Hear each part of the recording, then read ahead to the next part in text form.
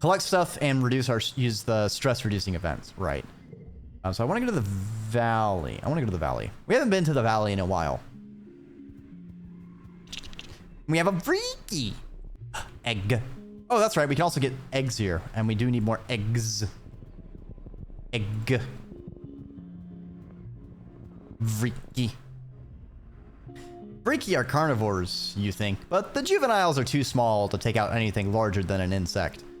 Not so much the case with this one. The freaky blocking your path is pretty large, probably about as tall as your waist, and it's growling at you over the carcass of something even bigger, which seems to be missing its head. Yuck. Not sure if it's killed or scavenged the dead animal, but it's dragged it onto the path and looks ready to fight you for it. Let's wait for it to leave. You back off and wait. Sits there and gnaws at the animal slowly for hours. Disgusting. Eventually it rolls over and takes a nap. Its many legs kicked up in the air and its tummy bulging. You try to sneak by, but it wakes back up with a hiss. Drags the rest of the carcass off into a tree. You can finally pass. Silly freaky.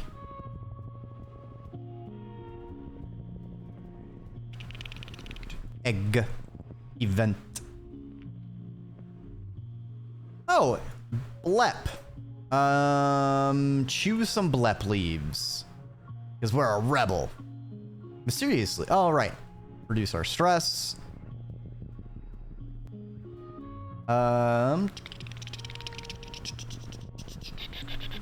Egg. That... We're gonna leave that. Fruit. We do need fruit. We did give her a last one to Cal earlier. Oh, an event with Utopia? Like the rest of the planet, the valley is home to some strange plant and animal life. You find Utopia puzzling over a jelly arch. A huge gelatinous arch held together by solid veins, large enough for a person to walk underneath. They don't look like animals, but you've been around long enough to realize that things aren't always what they seem. Upon closer inspection, the arches seem to pulse and breathe, even though they have no visible organs. They're kind of warm, unsettling. Now I know this one ain't right, Utopia mutters to herself as you approach. Solana, you ever seen a jelly arch look so deflated? You take a look. It's true. The arch doesn't seem as structurally sound as the others. I'm beginning to think they're all connected, Utopia says, scratching her chin. Like runners, underground, poking them up every so often in waves, like this. One's looking rough. What's gonna happen to the rest? She sticks her hand in the goop, and the arch seems to cringe away as she roots around in its innards. Got some kind of crystal structure in here suspended in it, she says, sticking her tongue between her teeth. Wonder if it's got its nose knocked out of joint or whatever it's got instead of a nose. The jelly arch makes a sloshing, groaning noise, its surface rippling with pain? Does it even feel pain? Or is it just a reaction to being churned up inside? Give it a crystal? Utopia hums. Can't hurt, she says. Shoves the crystal into the gelatinous mass of the arch. The arch stiffens. Utopia shouts in alarm. Dang thing's got my arm, she exclaims. She gets her foot on the jelly arch, no longer as permeable, and hauls her arm out of it. Woo, she laughs. That'll teach me to go sticking my hand in places. The jelly arch looks more healthy now, standing up proud and wibbly again. Great thinking, Solana, Utopia says. Who'd have thought? Yay, gave us biology, the stat that we have maxed out. Let's approach the Vriki. Because we can. And I have a Vriki too. We'll just get a whole bunch of pairs going. We'll do a 3 and a 3. And a... Actually... The 4 and a 4. 19? Easy!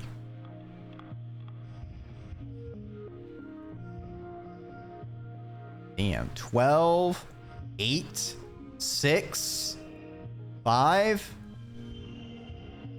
5? Get wrecked-a-ronied, pepperoni. You think yours would beat up theirs? No, we're all friends. The Dreki runs up your leg. It's a giant spider thing, and it's got weird tentacles. And, get it off! The urge to dance around and shake it off is almost uncontrollable, but you manage to keep your cool. The Dreki tastes you with its tentacle feeler legs, but doesn't look interested in causing you harm. Pokes at your backpack trying to get in, then gives up and scurries off. We've already got a Dreki. You can't join us. Ooh, the boss event looks to be that. You come across a terrible scene. A manticore has cornered a little Hopeye and is playing with it, batting it around and catching it over and over. The Hopeye is screeching in terror. It's a horrible thing to watch. Leave him alone! Leave him alone! How dare you be mean to a little guy!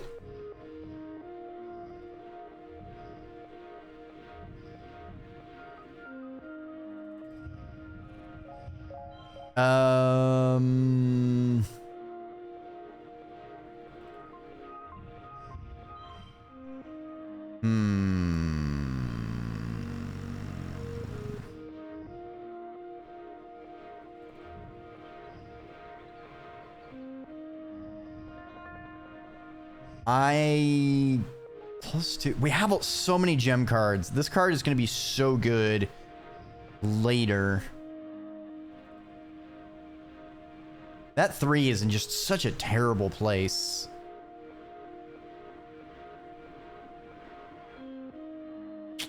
Man.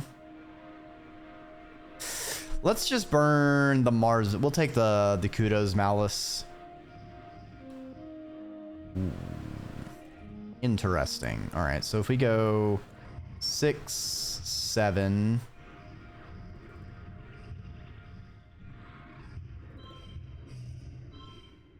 Oh, it's not a 6. Oh, it's already getting +1. Oh, right. Wait, no. Oh, the +1 is extraneous. It's not +1 to its score. Right. Okay, so let's just do that instead. And just do big numbers. Big. Ooh, +5 on the 3rd stage. Hell yeah. All right, we're crushing this.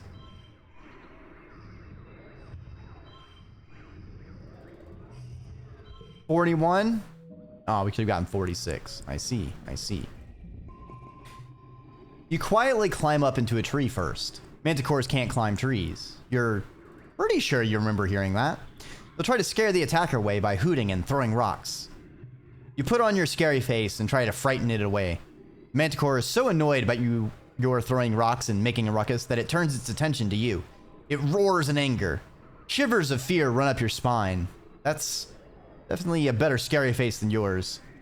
The Hopeye, who had been playing dead, suddenly leaps to its feet and bounds off into the jungle.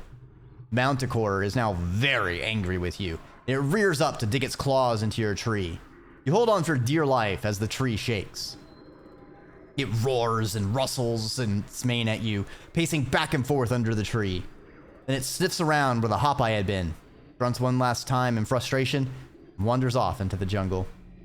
You stay in that tree for another full hour before you dare to come down. It's scary, but you save the little Hopeye's life. Yeah, we shaved him. All right, there's another Dreki event.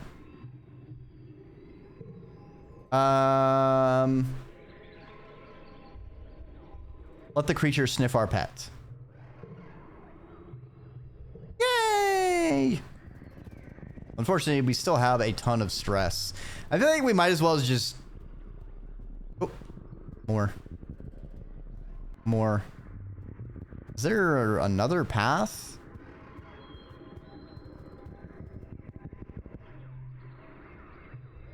Take the egg. You put one foot on a pedestal to brace yourself. This thing is huge. However, as you do, the pedestal starts moving. It starts growling. Its flowering appendages unfurl to reveal the face of a manticore. It narrows its feline eyes at you and rumbles in warning as it stands to its full, terrifying height. You figured out where the egg came from. With your arms full of egg, you can't really fight. Your choices are limited. Let's skedaddle. Ah! It's like I'm playing Monster Hunter and harvesting eggs.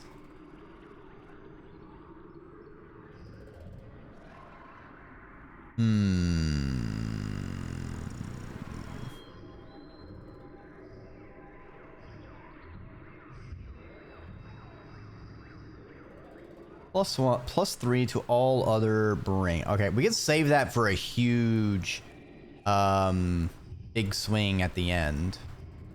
So I'm gonna do this. And then...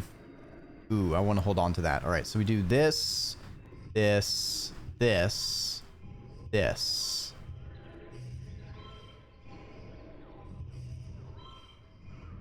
Ooh, I can do that. Damn! But the egg breaks when you drop it, from what I remember. Yeah. Yeah, in Monster Hunter, like, you have to skedaddle without breaking the egg, without, like, you can't roll if you get hit by anything, you drop the egg and it breaks. It's the whole thing, you know?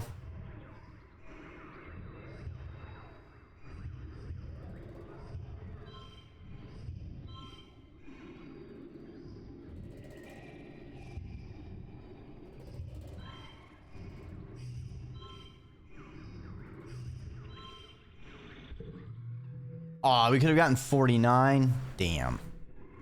You stumble blindly through the clearing towards the relative safety of the trees, the cumbersome egg blocking your view of your own feet. You fall a few times, just barely managing to scramble out from under the claws of the manticore.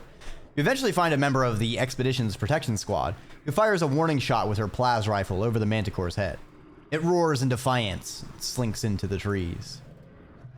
The egg's pretty addled from all the running and falling. It was going to hatch before, it certainly won't now. Get a shit ton of kudos for it. It's super tasty. Alright, we basically maxed out our stress. Let's go home and EB-CB skeegees.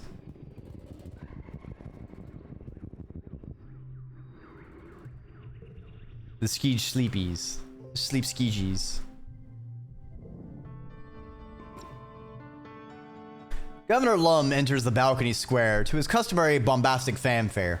Brass band, red carpet, banners with the Heliopause logo snapping in the hot dust breeze. It's disgusting. Governor gets his usual tithe of applause from diehard soldiers, but it's obvious how tired and fearful everyone has become in service to his war. You catch Mars's attention, and she rolls her eyes and makes a gagging motion. Cal looks sullen and withdrawn, refusing along with the rest of the geoponics to give Lum any applause. The governor raises his hands for silence, though it's largely unnecessary. Pioneers of Vertumna, he begins. We stand here today, not shivering and quaking in fear, but with our hands around its neck. He makes a ringing gesture. Of the planet itself. Before he can continue, Mars leaps from her seat and runs to the front of the stage. A ripple of fear goes through the crowd. You all remember what happened to Utopia last year. Does it have to be like this? She cries, speaking to the crowd. We don't have to listen to him. He's just a bully with a gun, like the ones we left behind on Earth. Oh, fuck yeah, Mars, go off, queen. She turns to the council. Why are you just sitting there? Come on, aren't you going to do anything? The council look at each other. Rhett seems unmoved, and Utopia shrinks into herself, holding her hand to her chest. Aunt Anne looks concerned, but fearful of Lum. Instance is grim, and Zeke just waits to see what happens. Only Cal looks enthusiastic, but as the youngest member on the council, he's outmatched. Lum gestures sharply to his guards, and Mars is seized and taken out of sight. In the uncomfortable silence that follows, the governor strides to the front of the stage and looks down on the crowd. As I was saying, you can trust me to lead this colony and humanity into a new era, he says. An era of peace and prosperity, where we no longer need to fear the creature that comes in the night. He raises his fist to the sky. This planet is rich, he cries. It is the earth we were promised, unscarred by the mistakes of our forefathers. Here we will become what humanity has always strived to become, caretakers of a new garden, children of a new earth.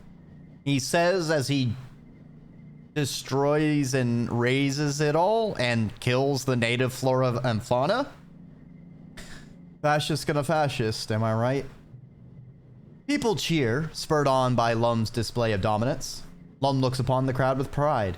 Pioneers, we're so close, he says. Soon this planet will be ours, and all her riches and wonders with it. But first, he continues, we need to adapt to the harsh realities of our current world. He gestures at the council. I know you all love your council, but it's time we thought about the future. We need to guard the colony leadership, he says with some disdain, against sudden upheavals, deaths, imprisonment, and the like. I've decided to initiate a second position for each seat on the council, he announces. Lum explains that every council member will take an official second in command. Seconds will be trained in the running of the department and will be ready to take over the department should the worst happen during an attack. The council looks concerned. Is this how Lum begins to cycle out the colonial government with a veneer of legitimacy? You ate too much? Aw. Ooh. Cheese. That sounds good. I hope you have a good evening, Tapes, and thanks for stopping on by. Applicants must have spent a minimum amount of time in that department and will be judged by the council based on their relevant skills, though Lum will likely argue hard for his Helio appointees. You scribble your name on the ballot for... we gotta be cultivator. Alright, I'll hydrate.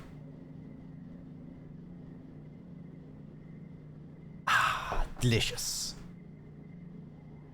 Interesting that these are blacked out. We're definitely a cultivator. You know, we worked in geoponics most of the time. Cal gives you a big nervous smile and a thumbs up as you write your name on the ballot. You never wanted to be the head of geoponics, and he'll be grateful for your help. The council discusses all the nominees at length. Then you win. You're second cultivator now. Cal looks relieved, and he gives you a hug now that takes you right off your feet. Now you can help me. This is so stressful. You hope you can actually do this. You wish your parents were here to see this. When the voting is concluded, Seek announces the names of those newly appointed seconds. The crowd cheers for you when Seek reads out your name as second cultivator. You don't recognize the Helio appointed to second administrator. Must be one of Lum's people. Vase is appointed to second security officer under Rhett. He gives a little speech, essentially congratulating himself and promising to single-handedly win this war. Tangent stands proudly in her rightful place as chief engineer, instances second side as her second. The steward of Heliopause joins Aunt Anne as her much-needed second steward. A lot of babies in the colony now, and someone has to help take care of them. A Helios soldier you don't recognize is appointed as Utopia's second, much to her dismay. After the politicking is over, the crowd adjourns to the feast tables and, eventually, the dance floor. The sun set on the long day and the heat breaks. The party continues well into the night. After the festivities, it's straight back to work as usual. Everyone complains. Usually get at least a few days off after Virtunalia, but Lum reminds the colony that it's only a few short months before the next attack. Your dreams begin to increase in intensity as the wormhole draws closer to the planet, filled with terrifying and confusing visions. A feeling of urgency dogs your steps, like you're running out of time. Fuck. Alright, what do we need to do to fund Mars's rebellion? We need her to take over.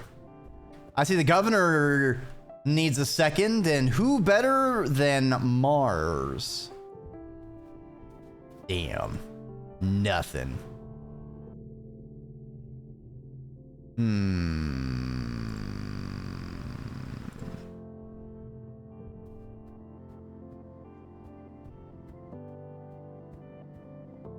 Well, well, well. I'm not seeing anything out here. Let's see if there's anything new for being... Actually, we need to rest. We should rest. We need to get our stress down. We're just gonna relax at the park. Your mother's white Australia flowers are flourishing in the garden, and everywhere else too. They've really taken to something in the soil here. You even see them outside the walls. Something must be carrying their seeds outward to the wilderness.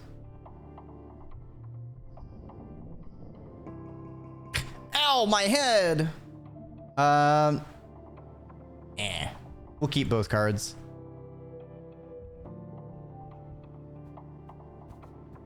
Okay, can we gift now? Yes, we can. All right, so fruit to you. And crystals. Oh, I've desynchronized them. Fuck. All right, let's work at biology. All right, so nothing new here. Oh, Chimera, I am afraid you have found yourself off and into the void. So sorry. Ah! Ice, what have you done? Why have you killed me? Mean. Mean to me. Value is wild, but also 0. Matches all pairs and straights. Interesting. Snake ghost. Coast to coast. It was snack time. It had to be done.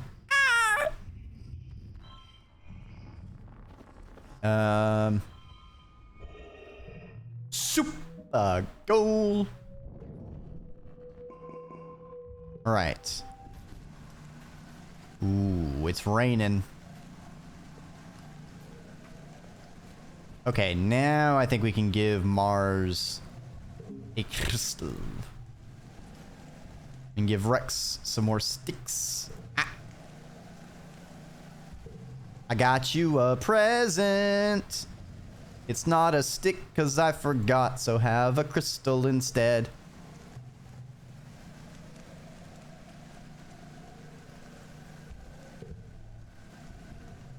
Wait, did... Okay, that's nothing.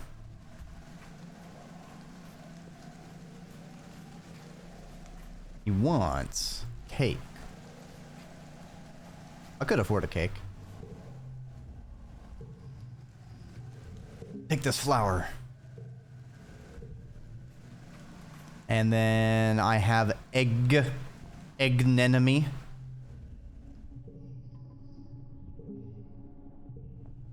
Oh. An enemy event. Something's off with Nem today. You can tell just from watching her train that she's moving more slowly and seems distracted. Every so often she breaks from form to stare at Vase, who's working with a group of trainees on the other side of the garrison. Her unit leader singles her out and chastises her, gesturing for her to take a break and get her head on straight. Nem scowls as she slinks over to the rest area, where you hand her a water bottle. Hey you, she says, shooting you a flicker of a smile as she takes a drink. What's up, Nem? Ace isn't talking to me, Nem replies, sighing heavily as she recaps her water bottle. It's been 2 days and he just acts like I'm not even here. I've tried to talk to him, he just says he needs time to think. We got into it about how much time you and I spend together. He thinks you like me, and I told him it's not like that. We're just friends, but... Nem exhales noisily and scrubs her heel of her palm into her eyes. Maybe the problem is just that he doesn't know you that well. He just doesn't trust you around me, that's all.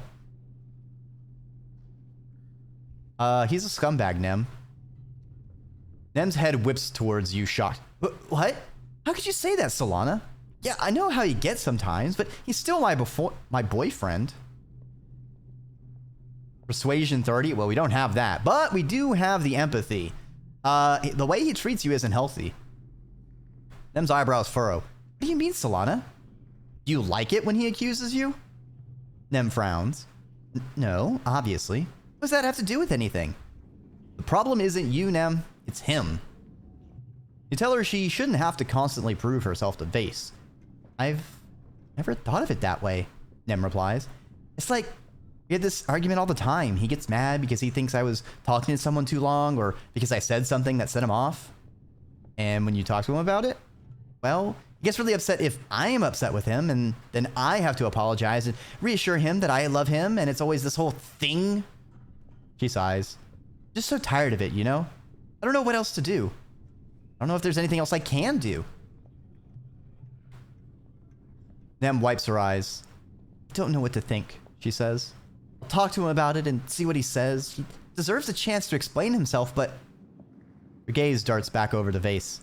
I don't know if he'll be able to. She gives you a quick hug. Thank you for talking to me about this, Solana. You're my best friend on the whole planet. Oh shit! Ooh, is this gonna be an event where Vase walks up on me? Am I gonna get another chance to kick Vase around? On your way to the garrison, you pass by a few young soldiers speaking in hushed tones. They seem to be commiserating over Vase's attitude and training today. Oh boy, you might know what this is about. Oh fuck yes! You spot Vase overseeing a group of soldiers navigating an obstacle course. Pick it up! Come on! He snaps. You approach carefully, and he acknowledges you with a glance before going back to staring morosely at the trainees. Crawled up your ass. Vase scowls and crosses his arms. Nothing. Just a bunch of bullshit. I love bullshit? Nah, fuck that. Fine, be that way. I will. Vase glowers and goes back to ignoring you. Get fucked. Get fucked. Get fucked. Shit, he'll get fucked. Well, this month is already off to a banger start. Let's not forget giving Nomi their crystal.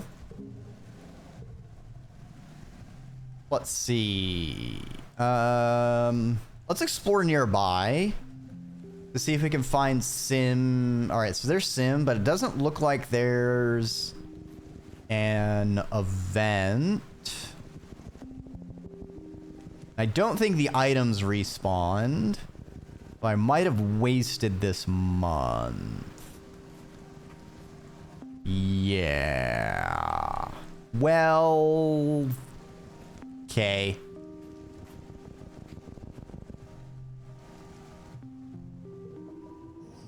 Bravely continue on. I think we're just gonna blast this chick out of the park no matter what we do. You do 3. This neighbors become wild, and then just put a 7 in here because why not? Ooh, second cultivator. +6 if left is blue. Noted. Ooh. Neighbors become blue. And then we do this. And that becomes... Oh, that. No, we need to do this. And then... this. Fuck it. Good enough. Ooh. Bravery level 2. Every event in exploring causes +10 stress. Holy sh... Oh, that's so good! Oh, damn. Okay. I imagine on a good run, bravery... See, perception 3 and bravery 2, probably very important. Did you bring what I asked?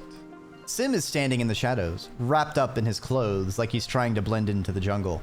Looks like a vid actor pretending to be shifty. Guess he's asking about the data he asked you to smuggle out of engineering. Oh, I thought I gave that to him a lot earlier. All right, here you go. I knew it, Sim exclaims. I dreamed about it last night in my vat. Here, it's yours. You hand over the data. Oh, so he isn't dead? Yeah, so it turns out, like, he's basically a biological computer, and he just can print another one.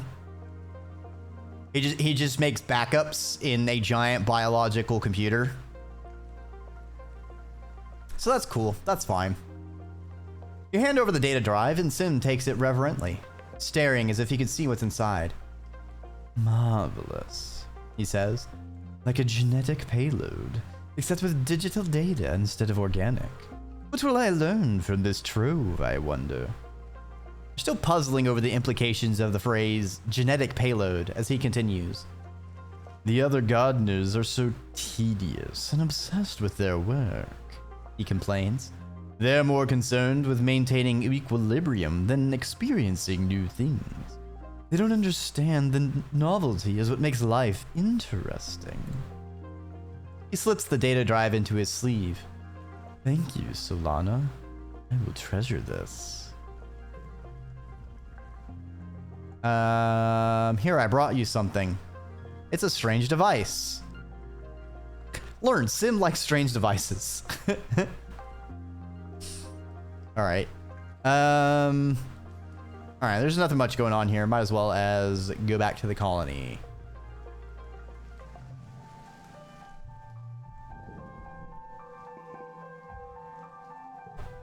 Alright, it's mid-wet. This wet, pretty mid. Let's do some tutoring. Hopefully we can get another nougat event. I like nougat. There's only a handful of kids that need help this month. You're able to give them all one-on-one attention. You feel gratified to see them all improve so fast. Damn it, no nougat.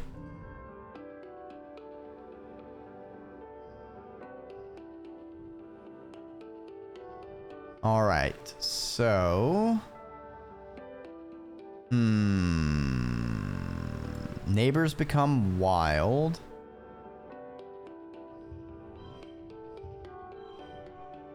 Okay, okay. Let me put a 9 here. And then a 4 here. Bada bing, bada boom, baby! Ah, we could have got one more point. Damn.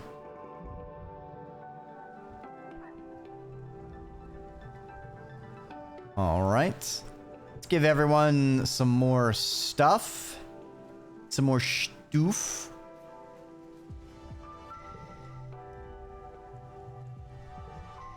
Well, I think I picked everything up. Great. It's not great. It's kind of frustrating. At least we could pet our pets.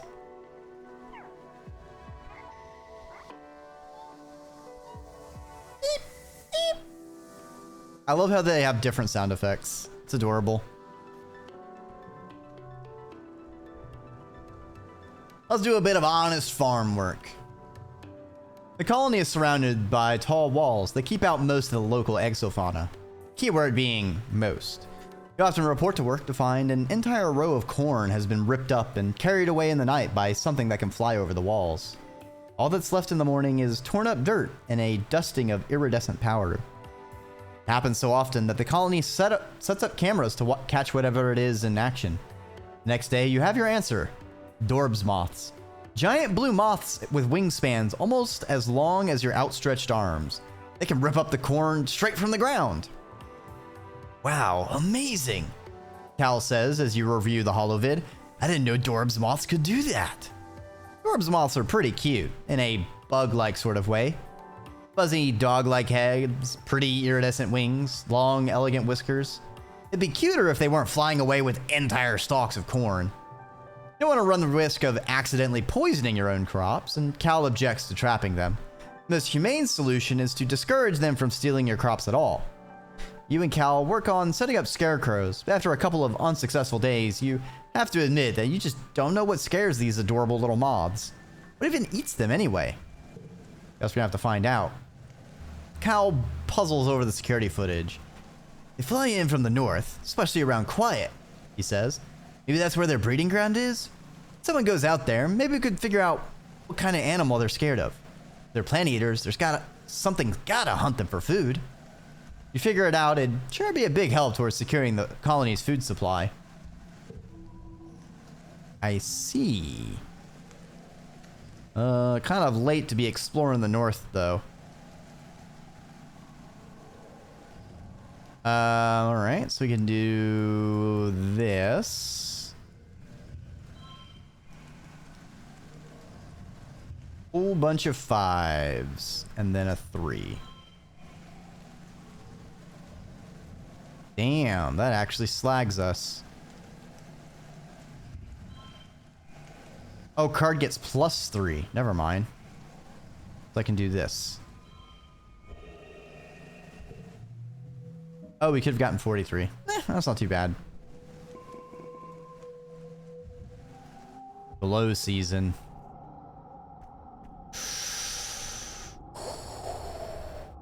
They're coming.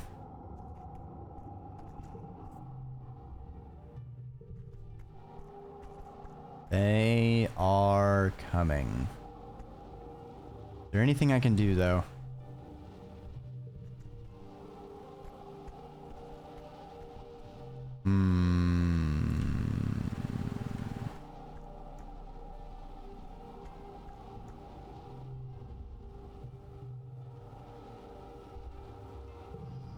Have an enemy.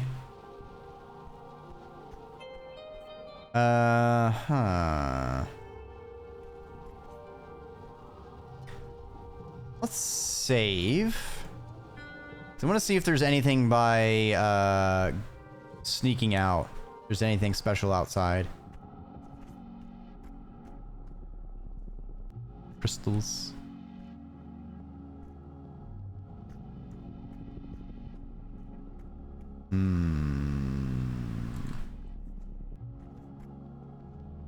I love, it's so pretty. I love this. I love the bioluminescence. Interesting.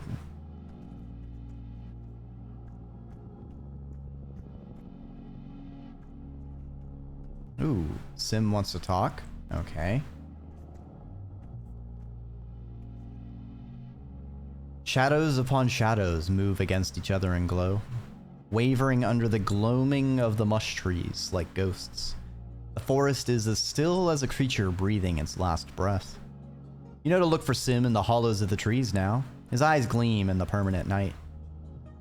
Hello again, Sugarbug. He chuckles. You're getting pretty good at navigating in the dark.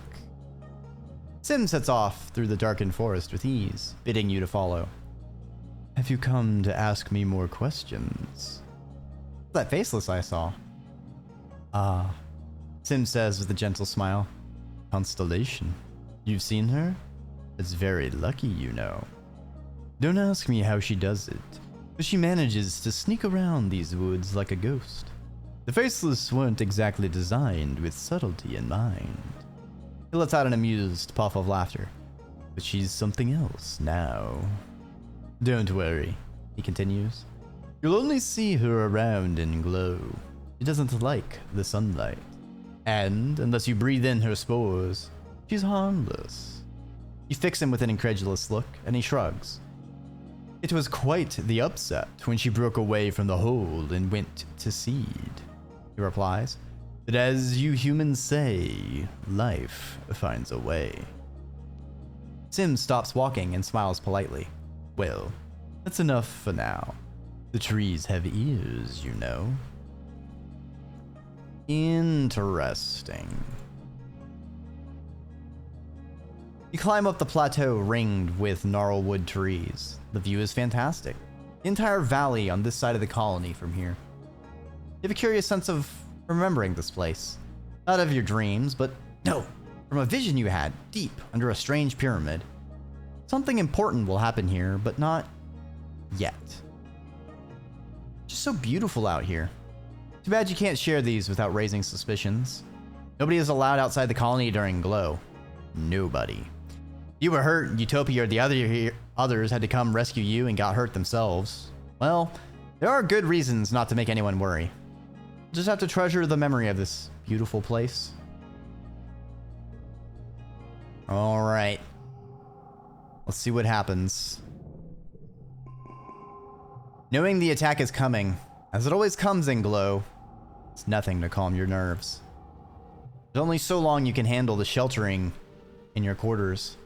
As the month draws longer, you find yourself almost compulsively walking the walls, and you're not working, scanning the tree line for the first sign of trouble. You're there when you see them, dark on dark shapes coming from the forest, perfectly silent. You watch the lookouts as more and more figures amass at the forest's edge. Minutes pass as the horde pushes into the firebreak, numbering at least, must be in the thousands, more animals than you've ever seen in one place. The ground is choked in teeming carpet of smaller creatures, darting in and among the legs of... No. Oh no. The forest bends as a faceless emerges from its depths, followed by two more. The mood on the walls is discouraged. One faceless destroyed your colony. Two required an irresponsible number of explosives to take down. How are you supposed to be able to handle three? Wait, there's even more? A single creature cuts through the horde and stands at the front, like a general leading their army. There's something deeply unsettling about it. Some sort of chimeric beast on the bottom half, wrapped in tattered strips of flesh. Though from the torso up, it looks almost humanoid. Most upsetting is how its collarbone seems to unzip into a chaotic, fleshy mess of teeth, revealing a neck of glistening sinew and muscle. Its insectoid face seems to truly see you, a shrewd intelligence in its milky eyes. The creature steps forward and speaks. My name is Noctilucent, they call out, with a voice like dry grass. Do they speak your language fluently? They have an accent you can't place. You have trespassed in this garden long enough. For millennia, I have been tasked with keeping this planet safe from invasive species, extreme weather, plague, famine, the migration of predators. All tactics I have used to ensure an invasive species cannot find a foothold where they do not belong. Controlling you by indirect means has proven ineffective, they say, glaring up at the row of horrified colonists atop the walls. I can no longer ignore the destruction you have caused and the threat you represent to the planetary ecosystem. However, Sim steps out of the tree line and stands beside Noctilucent. His eyes finds yours unerringly across the firebreak. Some gardeners argue that you have the capacity for reason, Noctilucent continues, so I've come to offer you an alternative. Your unconditional surrender. Noctilucent smirks up at you. Surrender's the correct word, is it not? Something your singular violent brains can understand. The terms are simple. Humanity will cease reproduction, cease expansion, in return will be allowed to live out your remaining lifespans within the bounds of your walls. Do you accept? Ah, fuck. Lum steps forward. I'm gonna tell you the same thing I told your little double-agent spy! His voice booms out from the wall. You and your bullshit can bugger off and keep buggering off until you think you've buggered off so much you can't bugger any further. He points to Noctilucent. Then bugger off some more. This planet belongs to us humans now. It's hard to tell, but you think Noctilucent looks amused. Maybe they were hoping this would be your answer. And of course, with Lum speaking for the colony, it was inevitable. So be it, they reply. And the attack begins.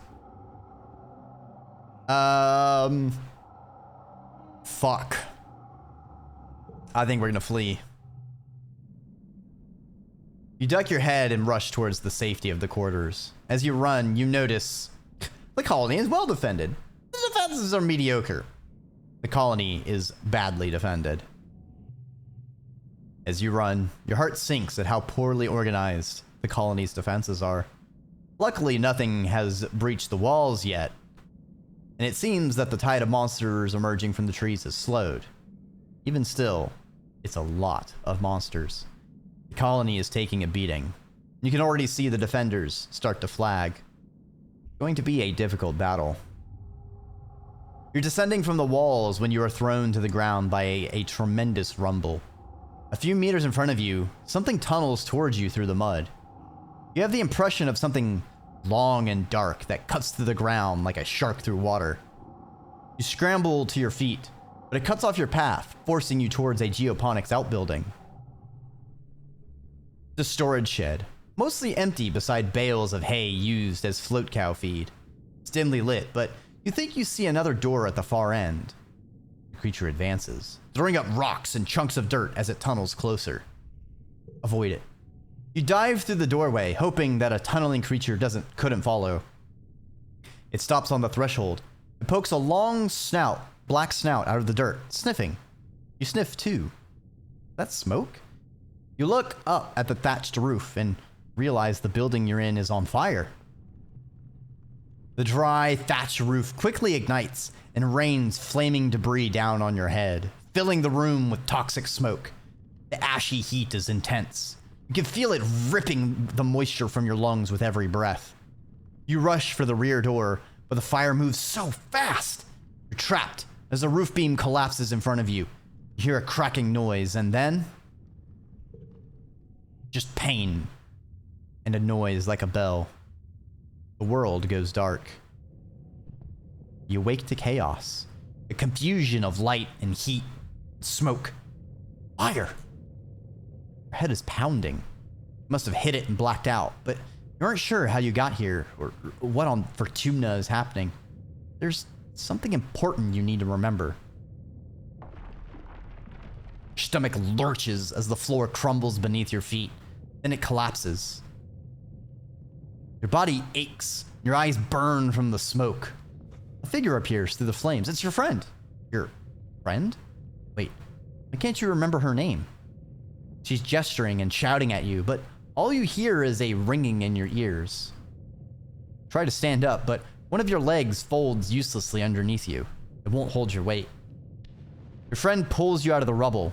She throws your arm over her shoulder and half drags you towards the door. Through it, you see a deep, eerie twilight, dark blue and cold against the heat of the fire around you. Low season. Glowing eyes. You shake your head to clear your vision.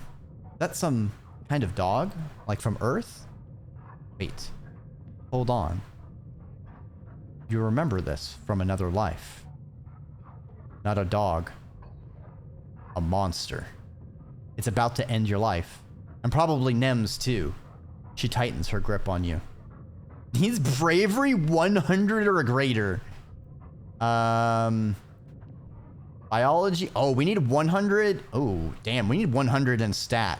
Thankfully, as a biologist, we prepared. You've remembered this day for many years. The choking heat of the fire. This dog creature's dead yellow eyes haunting your dreams. You've prepared for it. How many playthroughs have you done? This is my first playthrough.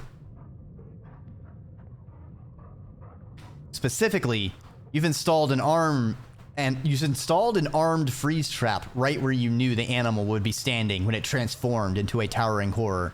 As it does, you trigger the detonator. The trap sucks inward, drawing all the heat from its surroundings.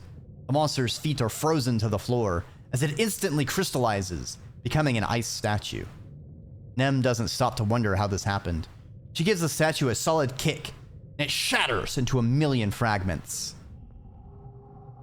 You emerge from the inferno of the shed, burned and concussed, but alive. An enemy smiles. It's good to be alive. You have your wounds tended in the med bay. Other soldiers are in much worse shape. But at least the battle is over. This year, the colony was nearly wiped off the planet before the animals were finally repelled. The sawmills and arable land are torn up. The geoponics domes shattered. Yet again.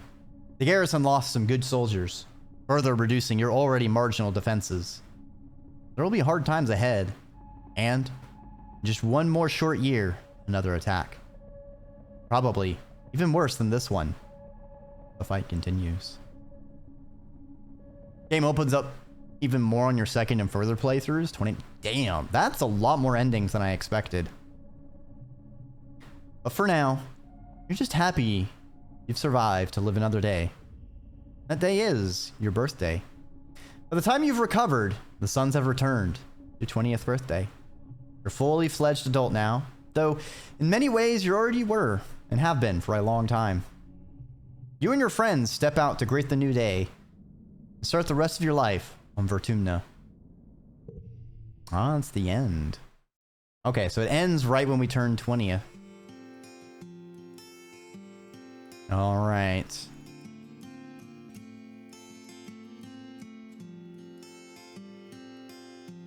Botanist, makes sense. Love this art though. Also, I love this shawl he has. That's not how you expected that to go. Yeah, not how I expected it to go either. A little abrupt. It's like, oh, there's this big major attack, and then I guess we survive?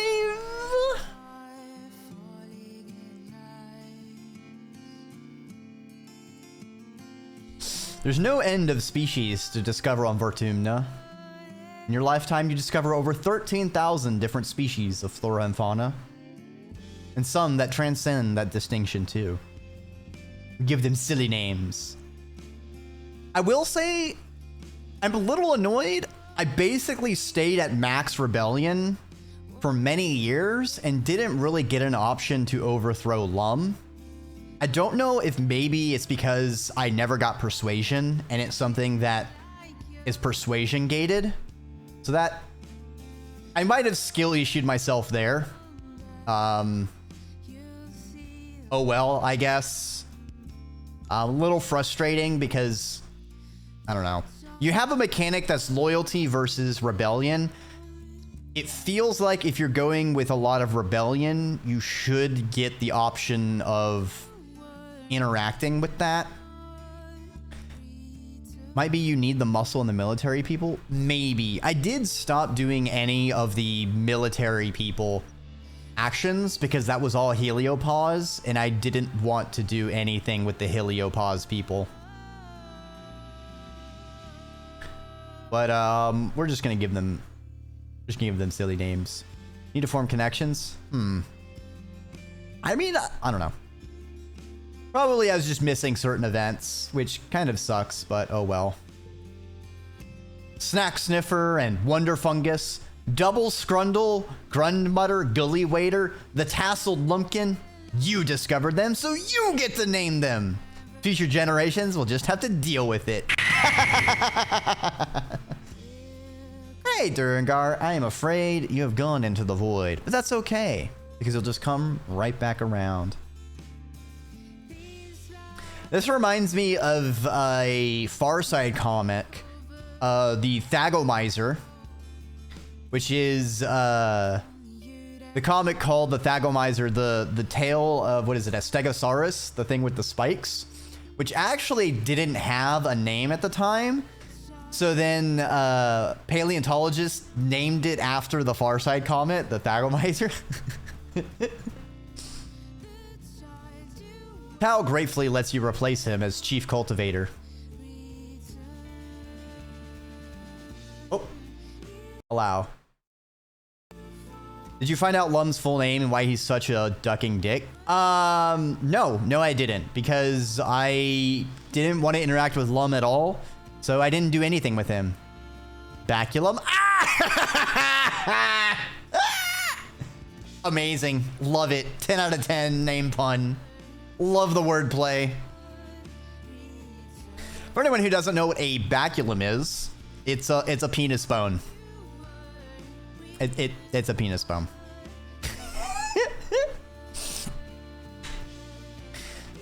Governance isn't your passion either. In your later years, you can still be found shirking your duties to go tromping about in the fields in search of some new variation of fungus. Your friend Cal grew up, but never lost his boyish charm. Oh, the way the art evolves. Oh, my heart. Cal's as happy as a sugar bug when he's working on the farm. He never wants to be promoted or take on more responsibility or worries. A simple life suits Cal, and you come to rely on his easygoing nature and his dedication to the work. Even though he's not your second in command, he's still one of your best workers and best friends. You accidentally got one of the hardest endings to do or discover playthrough. I did see another ending, but it would have, because it said ending, I assumed it would have stopped my run, so I didn't take it. Because I was like on a plateau in Glow season, and it seemed like there was a faceless that would have like absorbed me or something. I don't know. But I ended up not taking it because I wanted to finish the full year for a first playthrough. The surprise to everyone that Cal and Nem find each other again, decades after their falling out as teenagers. They get along like oil and water, even after maturing some, but it's good for them while it lasts. Aw, that's good to see. Accidentally became the Quitsats Hatterack on first playthrough. As one does, I suppose. Socks just keeps getting bigger and bigger, and it seems she might live to be hundreds of years old. She protects the colony and remains loyal to Cal, even as the attacks continue. Cal himself never gives up on trying to convince people to live in harmony with VTuber. Though his family is his source of strength, he struggles with the violence that's necessary for the colony to survive here. In his 50s, he's killed while defending geoponics during an attack. You grieve him deeply for many years. Aww. Chief Engineer Tangent has a nice ring to it. It always seemed like Tangent's life was laid out for her. Work hard, discover amazing things, and eventually replace Instance as Chief Engineer. However, after only a year on the council, Tangent surprises everyone by stepping down. At first, she's happy tinkering with her own research, passion projects that she's had to put aside when she was working in the lab under Instance, things of little interest to the colony. Gradually, though, you notice that something is wrong. Her quarters, once so pristine due to lack of use, are jammed full of experiments. She takes her meals in her room and often disappears from the laboratory for days at a time. Any polite questions about her independent research are met with either a wild-eyed silence or an incomprehensible jumble of half-formed hypotheses and streams of consciousness. Even Instance finds her bizarre enthusiasm impenetrable. She spends more and more time alone with her experiments. People begin to worry. And then she just stops. Everything. Her experiments languish. Tangent languishes. As her friend, you're allowed access to her inner sanctum, quarters. Now completely in disarray and reeking of rotten organics, you find her still in bed more often than not. Sometimes she's sleeping, but most often she just lies there, trapped in a nightmarish waking state by her hypercharged metabolism. You hold her hand and talk about nothing, slowly uncovering her obsession with Dice's fate. Grief manifests at strange times, often requiring years to fully process. The Tangent chose to leave the lab. You help her realize that without that structure in her life, she's clearly struggling with having to deal with a lifetime of grief all at once. She's burned out, plain and simple. With your help, she manages to recover, but she's haunted for the rest of her life by the unanswered question, what happened to Dice? Her love life remains fairly private, though she's not as frigid as she's always claimed. You hear from colony gossips that she carries on with a string of casual relationships, mostly with other scientists, mostly other women. Just like Instance, Tangent never donates genetic material to the next generation. She pretends not to care when people say it's such a shame that her tremendous intellect won't be passed on, citing that intelligence is just as much nurture than nature. But you know the truth. She's terrified to pass on her family's mental illnesses to anyone. Tangent lives and dies in the shadow of what she almost caused to happen on VTuber. Knowing that she almost killed every living thing on the planet weighs heavily on her for the rest of her days. Unfortunately, even with genetic alteration, the human body was not made to withstand long periods without sleep. And Tangent's willful negligence in taking care of herself certainly doesn't help. She develops a heart condition in her early 60s that outpaces the healing capacity of the med beds, and it eventually takes her life. You never see Dice again. Sometimes you think you do spot him, a dark shape flitting between the trees, or a smudge on the skyline like someone flying a glider.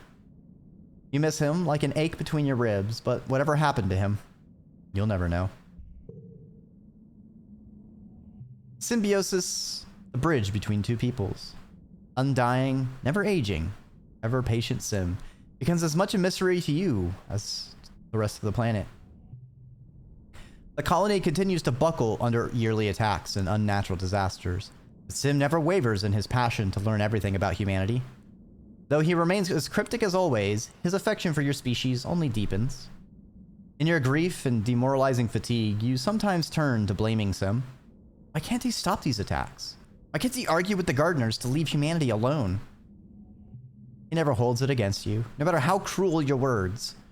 Every time you calm down, he patiently reminds you that his dissenting voice is one of the only reasons humanity hasn't been destroyed outright. Meeting Sim in secret makes you feel horrible sometimes, like you're being torn apart in the middle of this war. You love your friend, but the war takes its toll on your friendship. It's like it wears down on the colony. You visit Sim as your job allows it, but over time you see him less. He doesn't need to come to your rescue anymore. You're an adult now. You know what you're doing out there in the wilds. Eventually, you stop seeing him at all. You think he might have taken another form. Maybe he's moved on from humans to study some other animal. Maybe the gardeners have given up on understanding humans. The attacks only grow stronger every year. Strong and true Nem sticks by your side, one of your most trusted friends. She may be friendly towards all, but few people really know her like you do. By the time Rhett retires and Vase becomes chief of security, Nem and Vase have almost come to terms with their torrid past. They still butt heads a lot, and Nem doesn't like to talk about her terrible first boyfriend, but they manage to work together for the sake of the garrison. He even tries to make a pass at her many years later. Luckily, Nem's too wise for his flattery and spots him coming a mile away. He'll laugh about it for weeks. Nem's relationship with Vase may have been brief, but it was formative. She doesn't throw herself into loving anyone that deeply again for a long time, instead focusing on her work. You're by her side through her misadventures in dating some of the other soldiers, and once, notably, Rex, howling with shared indignity and laughter with every awkward breakup. The surprise to everyone that Cal and Nem find each other again, decades after falling out as teenagers. Good to see her happy, even if they do still get along like oil and water.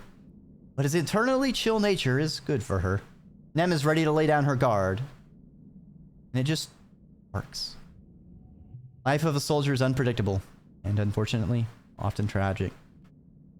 The colony loses Nem during an attack. He was still so young, as was Calm all those years ago. So comforty, thinking that they may be together again, wherever they are.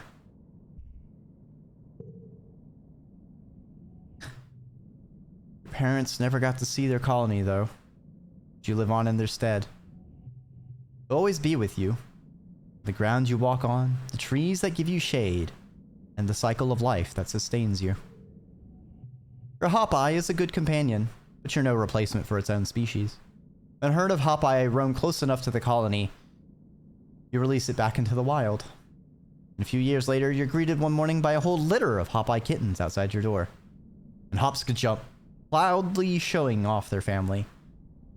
Oh gosh, you lost your mom and dad? Yeah, I did. Yeah, that was a very sober stream. Your Dreki grows from the size of a small dog to the size of a bear, becoming more and more unwieldy, and more terrifying to small children. Before the council can force you to do anything about your arachnid octopus friend, Spoctoshroomus just disappears. You look everywhere in the colony for it, but your answer comes from outside the wall. A new Dreki nursery tree. Soon, the colony is host to many curious Dreki pups, who call your Spoctoshroomus home. The days turn to months, eventually becoming years, and decades. Before you know it, you're old.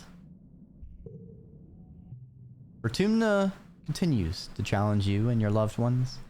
The attacks continue every year, getting harder and harder to withstand. Not just that, but droughts, earthquakes, diseases, storms, pestilence, and more. Some years you worry that the colony and humanity will be wiped off the map for good. Humans are good at surviving. The adversity strengthens your resolve. You mourn your dead, celebrate your births, and keep adapting to whatever the planet throws at you. This is your home, for better or worse. You do what you can to make it a good one. Eventually, death comes to you, as it does to everyone. In the moment of your death, as your brain cells fizzle out one by one and shut down forever, a vision swims in your mind's eye. Is that a person? They seem so familiar. You feel like you know them so well. Oh, it's you. Only ancient. Their arms are covered with so many data bands, so many lifetimes of knowledge. The ancient you speaks without moving their mouth. Not in words, but in something like pictures. Still, you understand. They smile. You had a good life, don't you think? There's so many possibilities. This was only one of them. There was a girl. They were young together. Tammy with the cotton candy hair. Such a shame to see a life snuffed out so young. They give you a look, as if to say you were somehow responsible for this. Wait, were you? Could you have saved her? You have a chance to take another path, to change the way our life turned out. They reach out a hand. Come with me.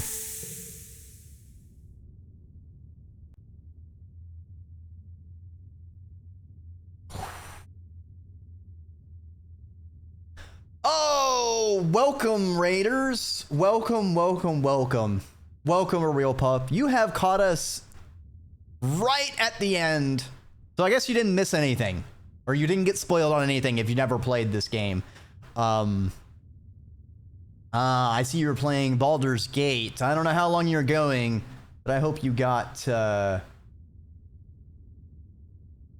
good did I become with engineering? Not good. I focused mostly on botany and biology. Don't even know what this game is about.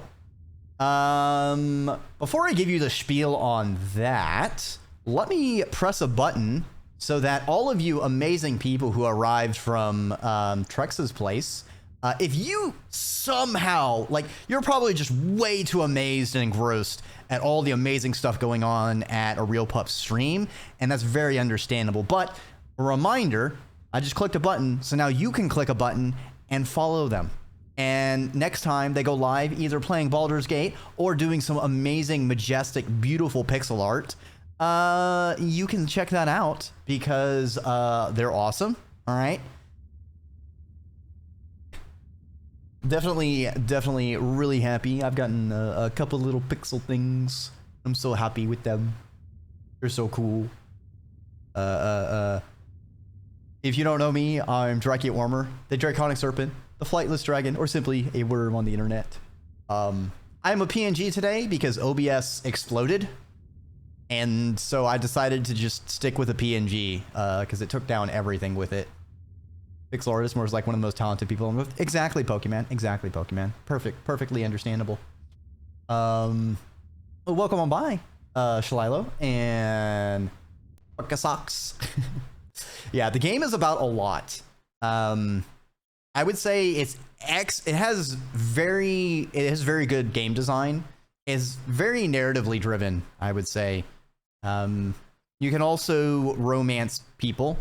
One of the really nice things I liked about it is, as far as expressing the character you are in the game, is that not only does it have separate pronouns and how you are physically presenting, you can change any of those at any point in the game. It's just a small thing that makes it really easy. And the fact that every character, you can like click on them and instantly get like their pronouns, you know, the information you figured out about them, like when's their birthday, what they like, what they dislike. Like, it has a nice quality of life stuff from the visual novel side. And I mean, yeah, Pankararu already talked about like all the different endings. It's a game that, like, the character design is also, I gotta say, fantastic. The writing is beautiful. It gets very serious at times, I will say that. So if you have the website, their website has a list of content warnings, and like the game itself will bring it up. So if there's any topics that you're particularly sensitive to, you know, that's something to be aware of. But if you're okay with crying sometimes or taking on some serious topics, it is very, very well worth your while. And it's definitely a game you want to go in as blind as you can tolerate. The content warnings will allow you to see them as spoilery or not spoilery as you wish, because you can expand them. But there is things, because like the game basically takes place from you being 10 years old and then it ends when you become 20. So there is, you know, children in peril. There is sort of environmental, existential, terror is not the, there's an appropriate, I can't remember the term for like environmental, like horror sort of thing of like having to cope with, it's like what like global warming sort of things would be, but like, you know, because you're kind of in this colony and it's an alien planet, so you have to deal with things and serious events. Game made you cry like 9 times. Oh yeah, I cried so much. But I would say it's been an absolute 100% banger experience. I do not regret a single minute playing or talking about this game.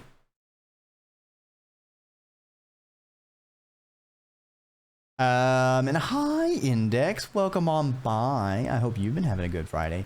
Thanks for our next live on this stream. See, the thing is, I don't know if I want to do more while streaming.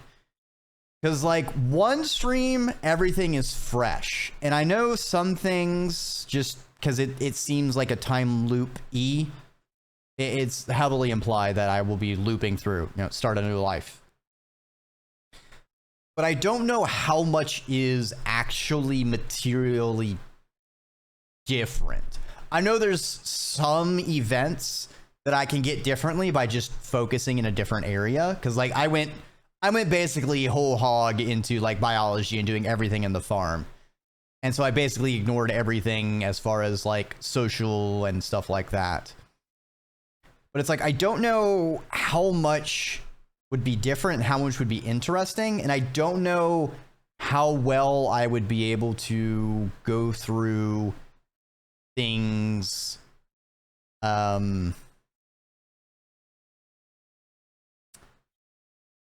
know, without just having narration. Because like I like narrating stuff, but I don't want to retread things too much. The start of the game is different on your second playthrough. Really?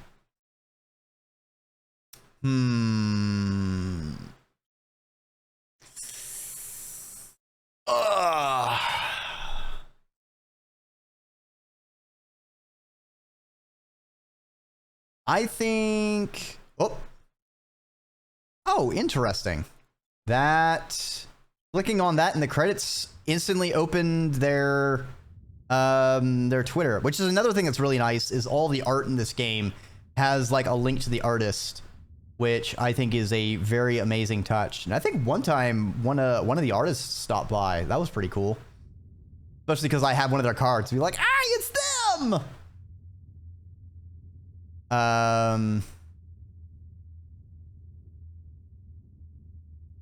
Right. I think I'll snooze that. I think we've already been going for like a good few hours, and I don't want to do a 10-hour stream once again, especially since we finally got to a ending. So I think what I'll do, we'll compromise. I will get the inception of a new playthrough. We'll save that and we'll put it in our back pocket. And because I have another narrative game that I've kind of put out a feeler of what to play next. So I've kind of already committed to doing something different for Fridays. And it looks like Disco Elysium is what's ahead at the moment. We'll see what happens when the polls close or if anyone comments on Blue Sky as far as people's preference. But I may come back to it for another run. So let's click start. Oh, it takes us to the Okay, if we're right here, I'll just leave it here then. So I don't need to worry about accidentally forgetting and saving a thing. I'll just know I can jump straight into starting a new life. Unfortunately, it looks like we only got max relationship with a handful of people. Kind of frustrated I missed out on Nomi and Rex. And, well, understandable with Nem. I didn't figure out what Nem liked for a very long time, and I kind of stopped talking to Nem for a while whenever the Helios arrived, because Nem really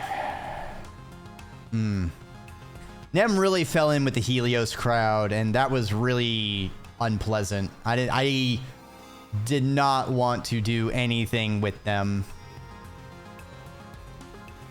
Save the white flower from your mom. Give it to Nomi or Rex on their birthday. I think I pretty much never used that item. I think I kept the white Estrania the whole game. Same reason I kept the Tammy card throughout the whole game.